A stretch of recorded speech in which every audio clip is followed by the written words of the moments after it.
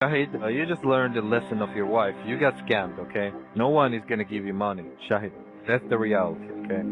I lied to you. Listen, Shahid, I lied to you. Shahid, I'm sorry. ოფისი, სადაც AK ჯგუფი მუშაობდა, ახლა ცარიელია და ქირავდება.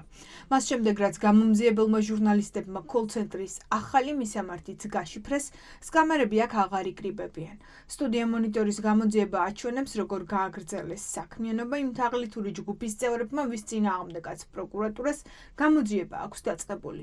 მირიან მეფის 68 ნომერში ჟურნალისტები უკვე რამდენიმე თვე აგროვებენ ინფორმაციას. რამდენი ხანი არის ცარიელია ოფისი? არც ვერაც ვარ ცარიელი. რამდენი ხანია თქვენ აქ ხართ? მეორე მორიგეობა. ანუ რამდენიმე დღეა სულ. ხირავდება, ანუ ზევით ოფისი? ვიცი ვერ გეტყვით. გამომძიებელი ჟურნალისტების მიერ მოპოვებული მასალებით AK ჯგუფმა თბილისში განთავსებული ოფისებიდან 2022-25 წლებში მინიმუმ 6,000 ადამიანი გაძარცვა და ევროპელ და კანადელ პენსიონერებს 35 მილიონი დოლარი მოპარა. ერთ-ერთი ოფისი სუსიდან 500 მეტრში მუშაობდა. მას შემდეგ, რაც გამომძიებელმა ჟურნალისტებმა სქემა გაშიფრეს, ეს ოფისი დაიხურა. პროკურატურამ გამოძიება დაიწყო და თაღლითებს ქონება დაუყადაღა, მაგრამ რა შეიცვალა? ერთი წლის შემდეგ თაღლითები სხვა მისამართზე იკრიბებიან. თქვენ ისევ აგრძელებთ თაღლითურ კოლ-ცენტრში მუშაობას, მიუხედავად იმისა, რომ თქვენს წინააღმდეგ არის სისხლის სამართლის საქმე აღძრული და თქვენზე მიმდინარეობს გამოძიება და სასამართლო სხდომები. თქვენ დაგინახეთ ჩვენ მირიან მეფის 68-ში ისევ აგრძელებთ კოლ-ცენტრში მუშაობას. საუბრობ, მადლობა დიდი. იქ ფარველობთ რომ არ მოხდა თქვენი დაკავება. როგორ მოხდა რომ თქვენ ამ დრომდე არ დაგაკავეს? სისხლის სამართლის საქმე არის აღძრული ამ კოლ-ცენტრთან დაკავშირებით და ჩვენ ვიცით რომ ევროპის მასშტაბით ეს კოლ-ცენტრი ძარცვავს ადამიანებს. კოლ-ცენტრი და ახლა მირიან მეფის 68-ში. შეიძლება ჩამოვგზავნდეთ და აგვიხსნათ რა გვეშლება, აი აქ ვართ დაბლა და გელოდებით. თაღლითები, რომლებიც სავარაუდოდ ისევ აგრძელებენ ევროპელი პენსიონერების ძარცვას, გამომძიებელი ჟურნალისტების კითხვებს გაურბიან. AK ჯგუფის ხელმძღვანელად აკაკი ქელხიშვილი ითვლება, მისი ქონება დედაზეა გაფორმებული. მას შემდეგ, რაც პროკურატურამ გამოძიება დაიწყო, ავტომობილი უკეთესით შეცვალა და დაცვა გააძლიერა. ფუფუნებაში აგრძელებენ ცხოვრებას სხვების.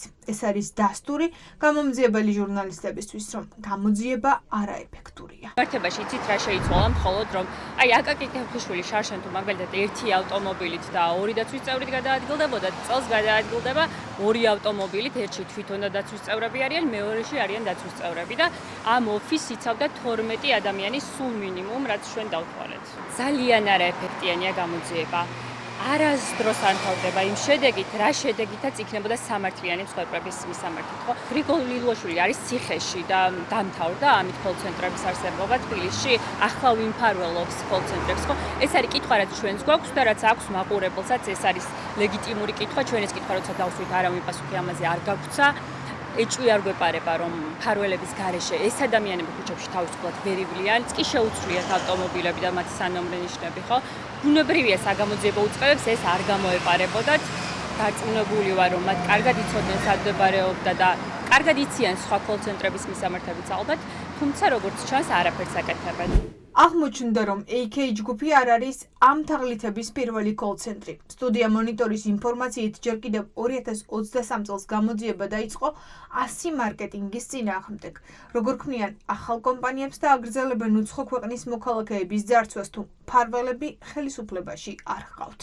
იყო რა თქმა უნდა ეს კითხვა, რომ ფარველების გარეშე როგორ მოქმედებენ ამდენ წლის განმავლობაში შეუფერხებლად და ძარცვავენ უცხოელ მოქალაქეებს. ის ქონება, რომელიც მათ იმ მომენტში ჰქონდათ, როდესაც ჩვენ გამოძიება გამოვაქვეყნეთ, დაყადაღდა მხოლოდ მოთხოვნილია, რომ ვერ გაყიდონ ეს უძრავი და მოძრავი ქონება. დანარჩენი ისინი ჩვეულებრივად იყენებენ ამ მოძრავ ქონებას. ახლა ამ ქონებას, რასაც იძენენ, უბრალოდ სხვის სახელზე აფორმებენ, თორე ჩვეულებრივად იყენებენ ამ ახალ ქონებას. ძალიან ბევრი კოლ-ცენტრია დღეს თბილისში და როგორც აღმოჩნდა, გრიგოლ ლილუაშვილი არ ყოფილა ის თუნდაც ერთადერთი ადამიანი, რომელიც მფარველობდა ამ კოლ-ცენტრებს, იმიტომ რომ დღეს გრიგოლ ლილუაშვილი ციხეშია და საქართველოში კოლ-ცენტრები გუგუნებენ.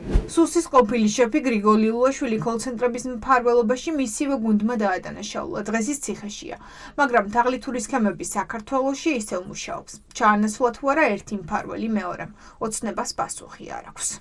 სტუდია მონიტორებს ნუ დაეხտնობით, იმიტომ რომ სტუდია მონიტორი შემთხვევაში შემჩნეულია თაღლითობაში. რა მოხდა? კოლცენტრები ამოიძირვა, აღარ არსებობს? ნახეთ. ისინი მუშაობენ, ეს არის კი, გეტყვით, მე ხა ინფორმაცია არ მაქვს აღნიშნულთან დაკავშირებით. თუ თქვენ თვით რომ არსებობს რაიმე დანაშაულებრივი ქმედება, აუცილებლად უნდა მიმართოთ შესაბამის უწყებას და მერწმუნეთ იქნება 100%-იანი რეაგირება.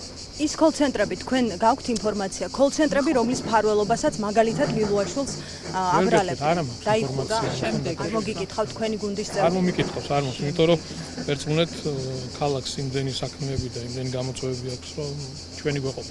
პროკურატურაში ამბობენ, რომ გამოძიება გრძელდება. მთავარ საგამოძიებო უწყებას ვკითხეთ, რა ეტაპზეა გამოძიება და ჩატარდა თუ არა საგამოძიებო მოქმედებები მირიან მეფის ქუჩაზე, ოფისში, სადაც ბოლო თვეების განმავლობაში თაღლითები იკრიბებოდნენ. პასუხი არ მეგვიღია.